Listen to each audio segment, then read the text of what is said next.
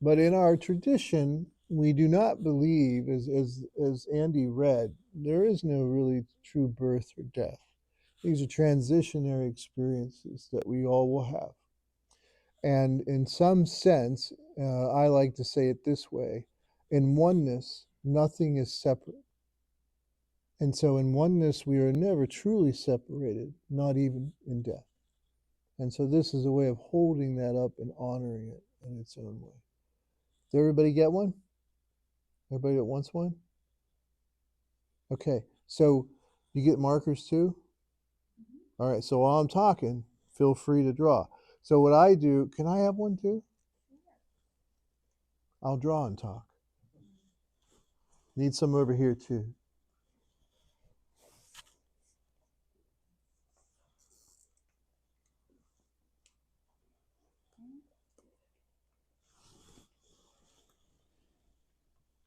And you can also remember, you know, not just humans, but animal companions as well. I always do. And then we just need markers, though.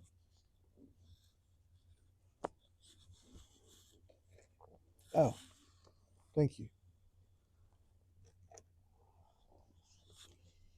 So you can draw anything. You can just write their name if you wish, but I often will draw little figures, too, especially for the animals.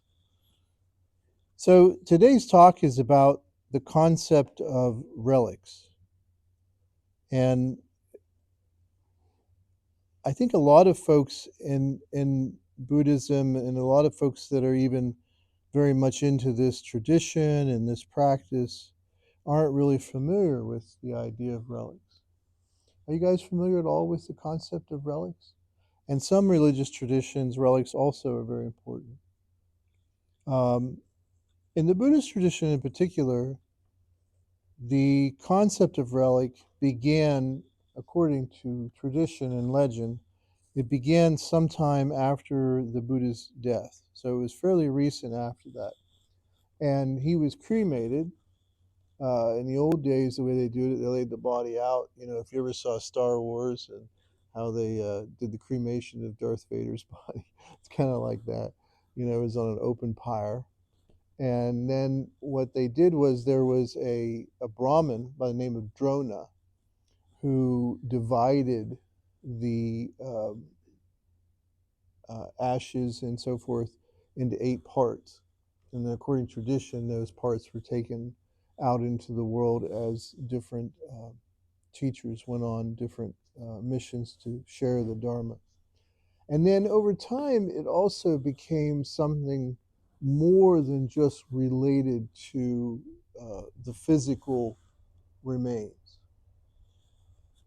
It became more related to the idea of something that was in that person's life that was precious to them, and then they have handed it down.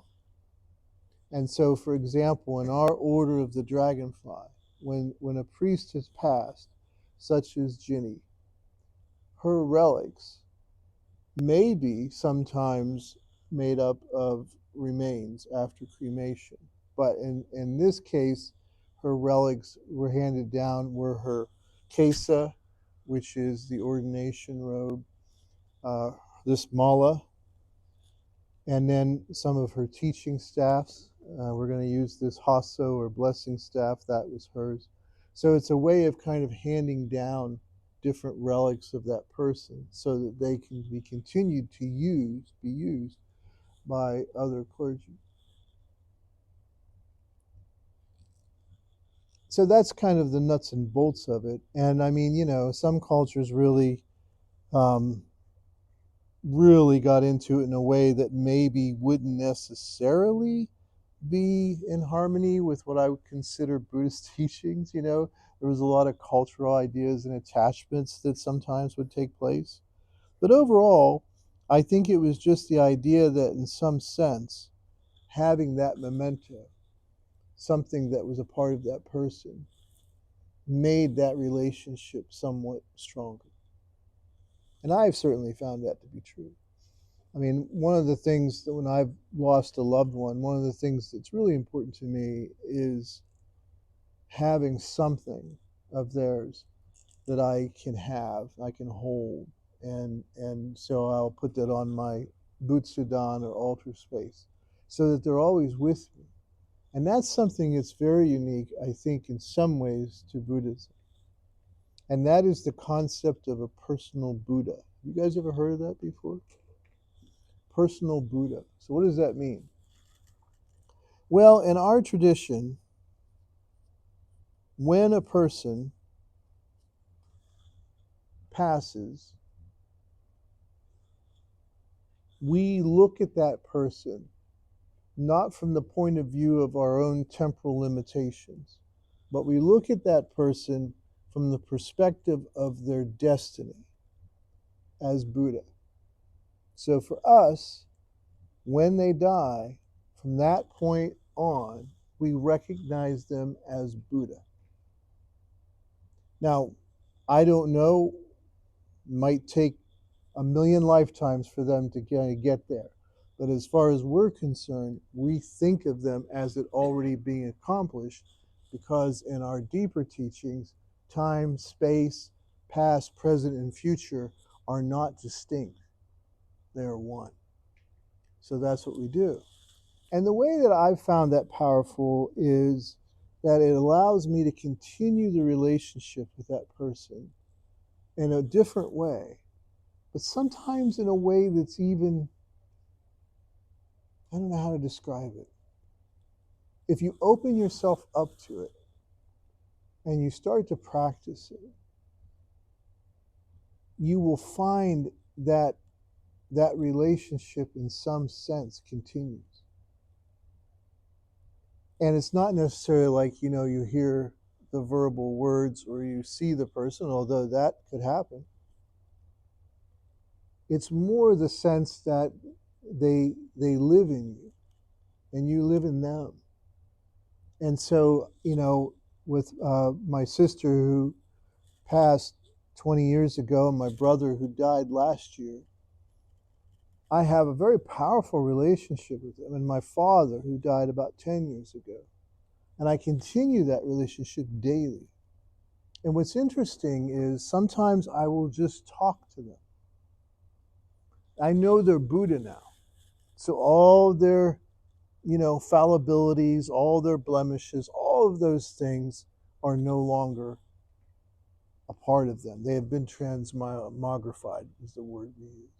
So now I can approach them as a wise and compassionate Buddha who knows me personally, who understands me. It's sort of like that Depeche Mode song. We all need a personal Jesus. Well, I got a personal Buddha, And it becomes something very real. I remember one time I was having difficulty with a cousin or a nephew, the son of my late sister Christine, and I really felt like I wasn't doing well. I was trying so hard to sort of fill up that space that's impossible. And I didn't think I was doing a very good job. And I have a tendency to be overly critical of myself. And so I was feeling that way. I was really feeling out on the tiles, as I say. And so I just decided I had to go to her to get the answer. And so I do that usually in meditation. And I'm sitting there and I'm just meditating and I've opened that to her, like, what should I do? And again, this is the way it's happened to me. I remember something that I didn't remember before. And it was an event, a situation with her. And the message was, you're doing just fine. They did the same thing to me.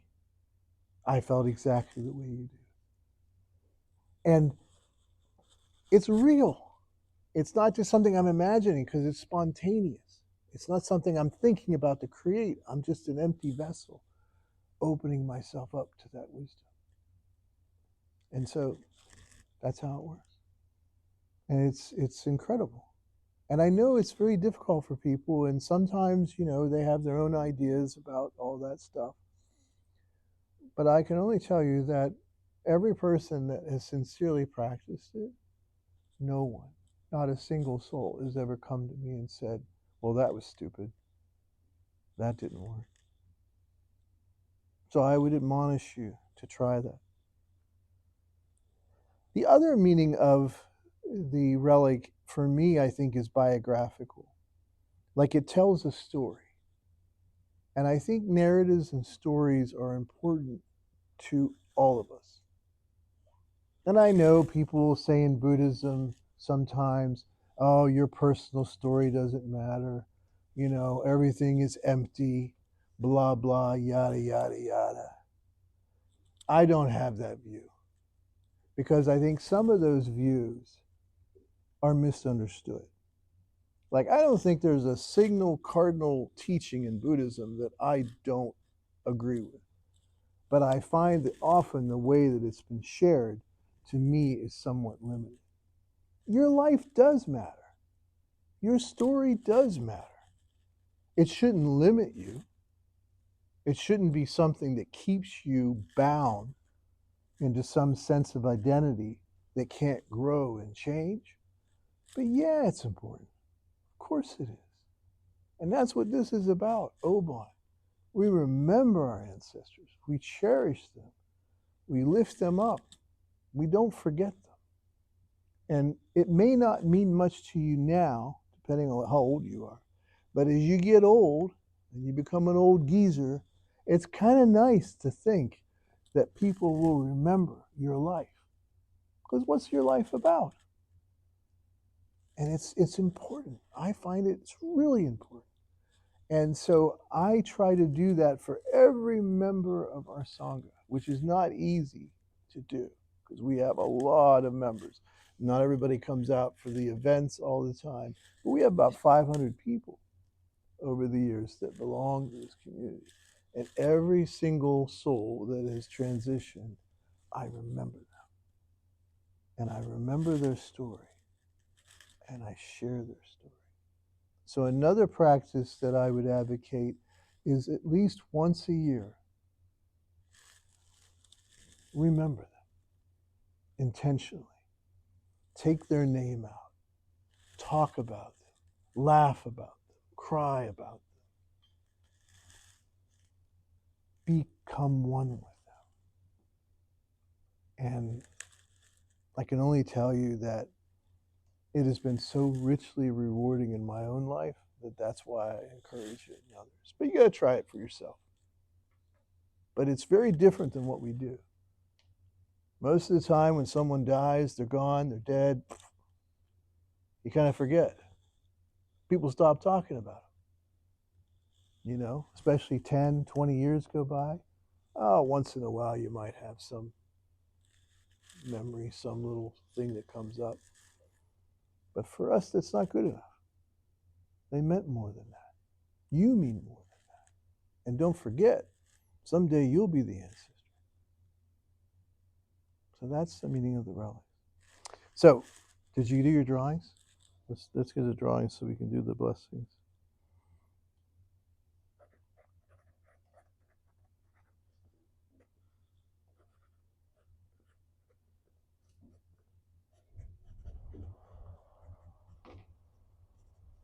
I also like to remember everyone that's not remembered.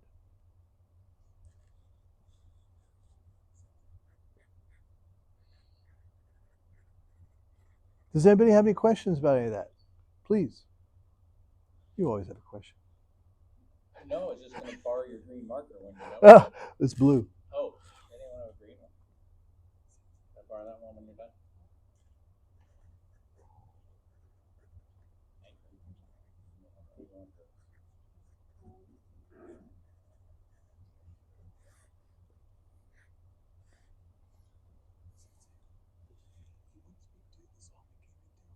What's that?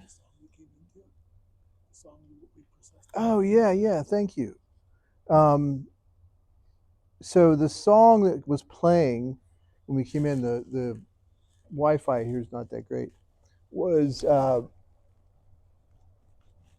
called Fluff. Any of you old schoolers recognize that by chance? And even if you are, you might not. So Another person I'm briefly going to mention here is John Osborne, Ozzy Osbourne. As a kid, Sabbath was a big group to me, and so that instrumental is by Tony Iommi of Black Sabbath. It's called Fluff, which was actually named after a DJ when Black Sabbath was starting out. He was the only DJ that would play their music, so he wrote that song in honor of him, and he also played it at his wedding.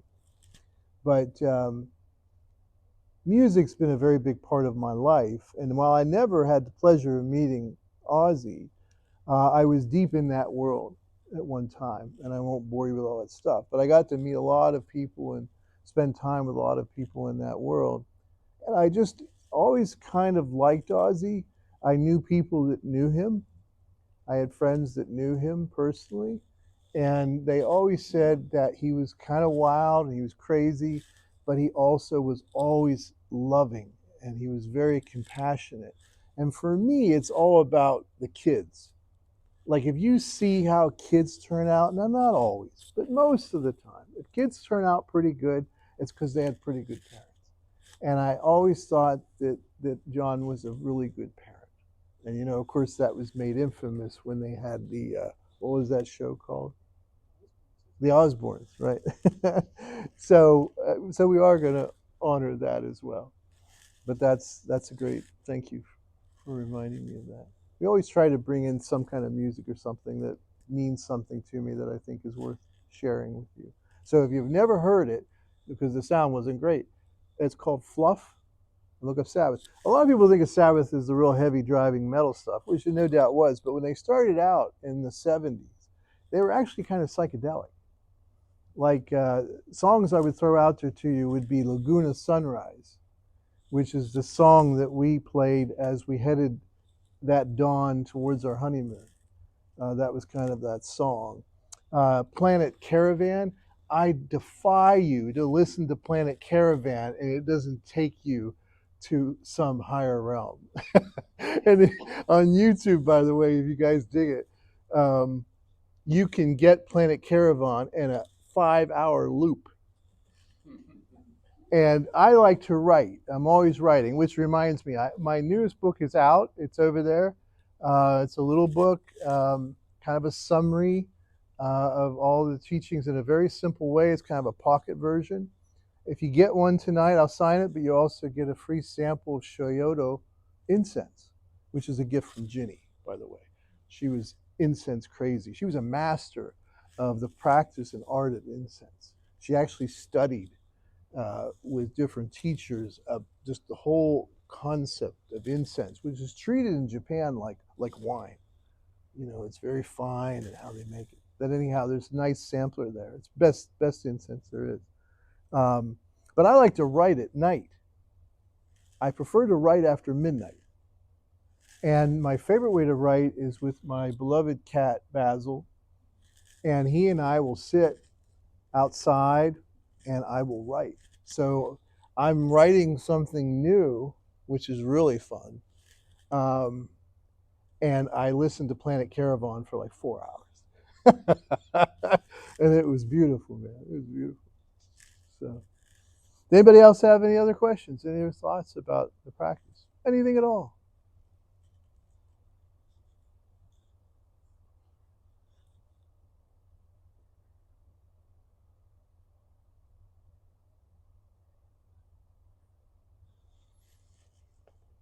Do you have one? Do you have one? Yes, yes. Do you have a flag? Okay. Yes. Is there any way that I could, what was read at the beginning, Virginia, is there any way I could see that again and maybe take a picture of it? I thought it was very nice. Yeah, yeah, absolutely. Thank you. That's in one of his books, right? Yeah, it's the Plum Village Chanting and Recitation book. It's their liturgy book. Yeah, yeah. Thank you.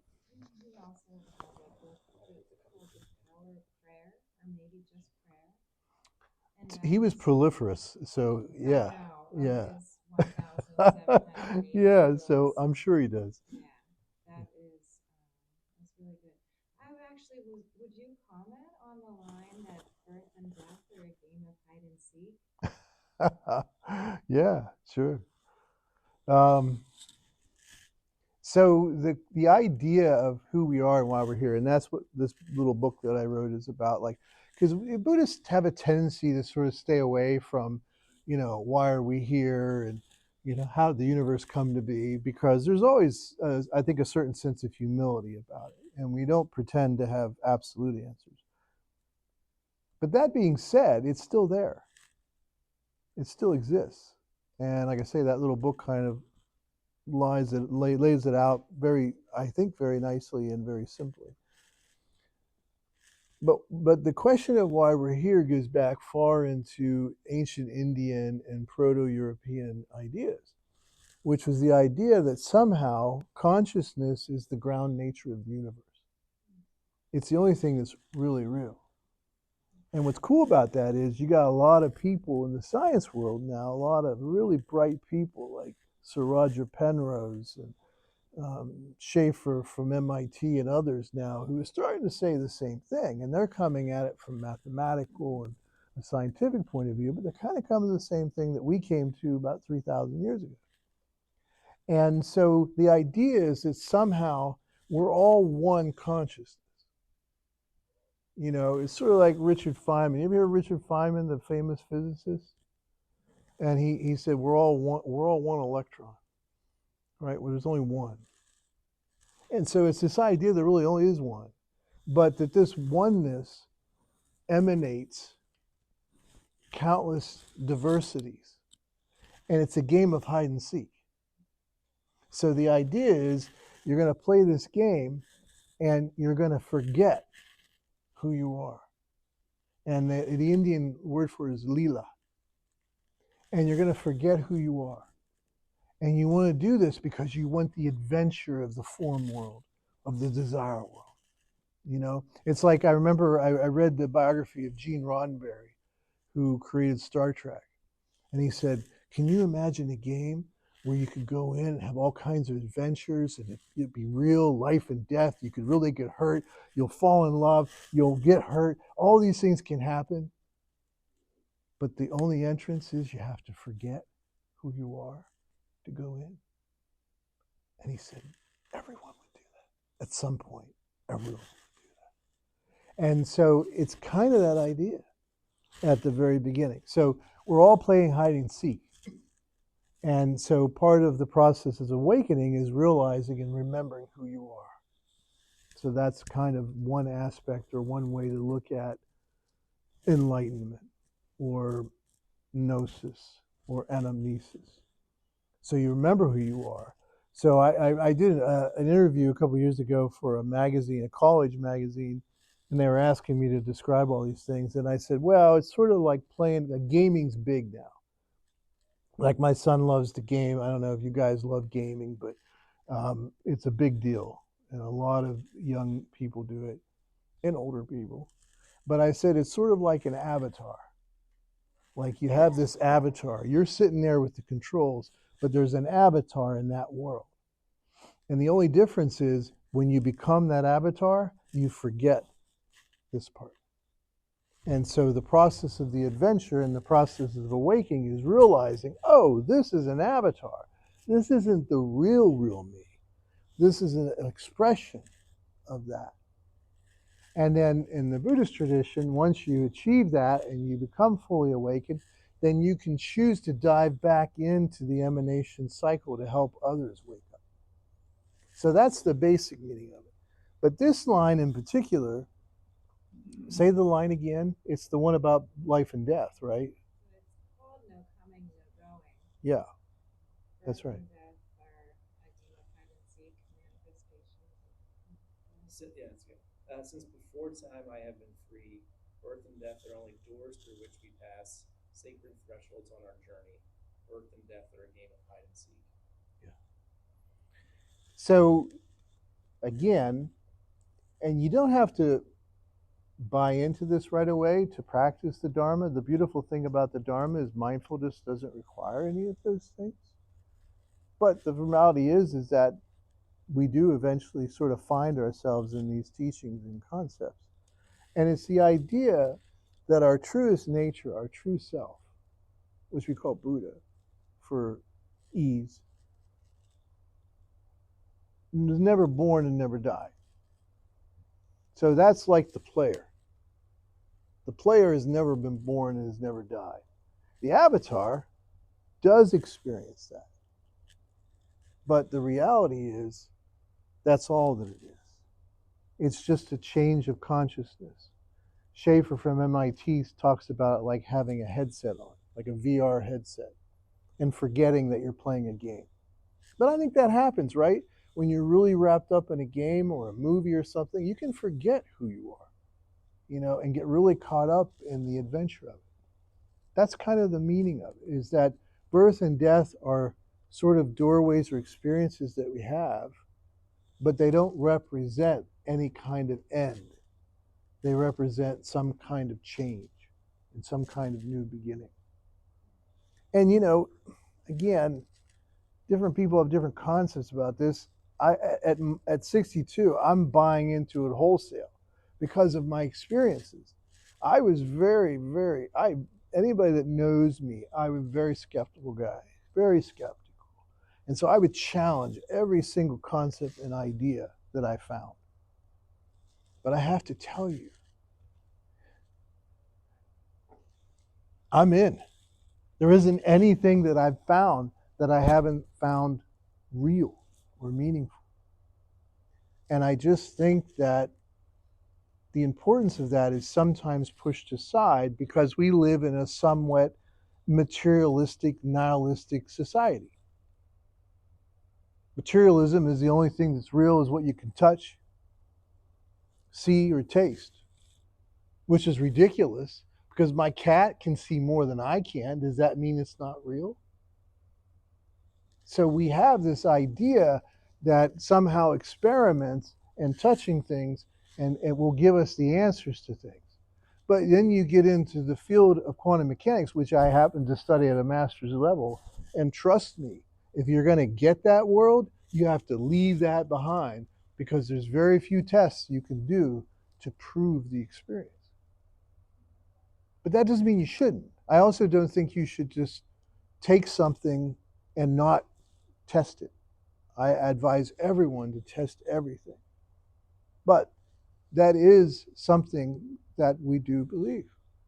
Over my little mini retreat I had a week ago, I read a book by Raymond Moody. It's his latest book. You ever hear of him? He was real big back in the 70s. He wrote a book called Life After Life. He coined the term near-death experience. Does that ring a bell? And this was a new book he was doing based on the latest 30, 40 years of accumulated knowledge and understanding. And, what's fascinating is that our guys going back thousands of years ago were saying the same thing. Because they were going at it, they called themselves psychonauts. And they would experience this. In the Tibetan tradition, they would actually have people temporarily dead and then bring them back. And they had various ways of doing it.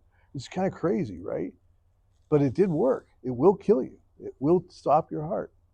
And they would do this intentionally because they knew that someone whose consciousness had moved beyond the mundane and was touching the deeper levels of it, they could come back with information.